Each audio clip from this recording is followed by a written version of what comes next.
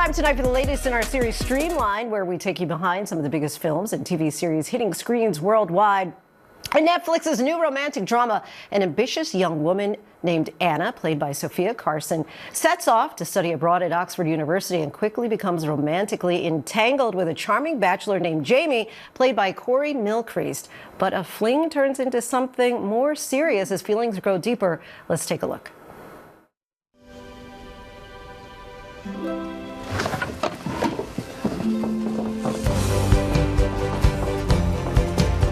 Thank you, Laura. I just have to run. It's a great book.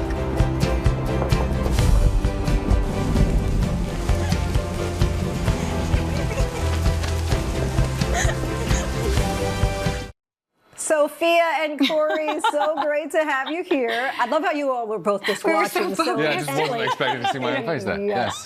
So welcome to the show. Welcome back. Thank you you, both Linsey. so much for coming on. Thank you. Happy So to be here. this film is actually based on the book, My Oxford Year. So how closely did you all actually keep your characters to that source material? It's a great question, and it's tough when you're adapting a book into a film. Because so many people are so attached to, their characters in their minds. So I think we did our best to honor Anna and Jamie's love story, but each of us bring our own, stamp onto each of the characters. Yeah. But I think the essence of our love story remains so true to the book that so many people fell in love with. And Sophia, give us a sense of how this is layered differently when you're not only starring, but also executive producer as well. Yes, it's a really interesting balance to balance both roles, which can be so different at times. To be an actor, you kind of have to let go of so much and lose yourself into the character and into the story.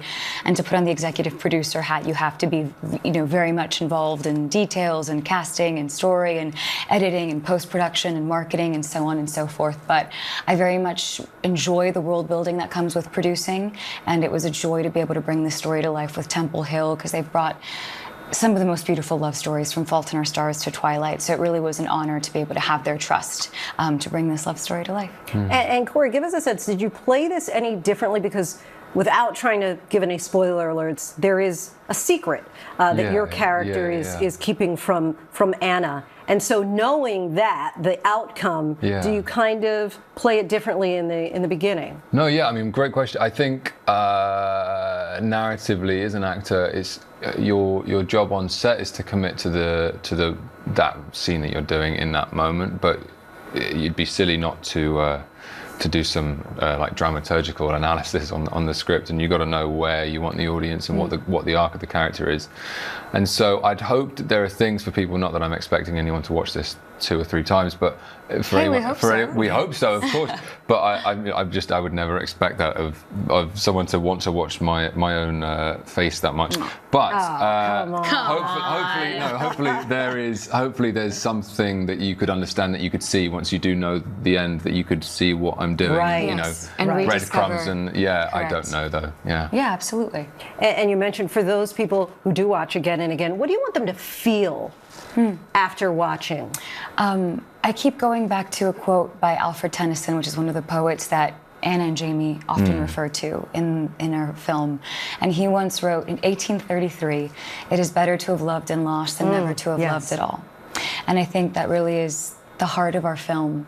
It's that reminder that life is too short to not live it in love, and to not live it in joy, and to not live it in utter fulfillment. And I hope that that's what people feel when they watch this film and when they meet Anna and Jamie.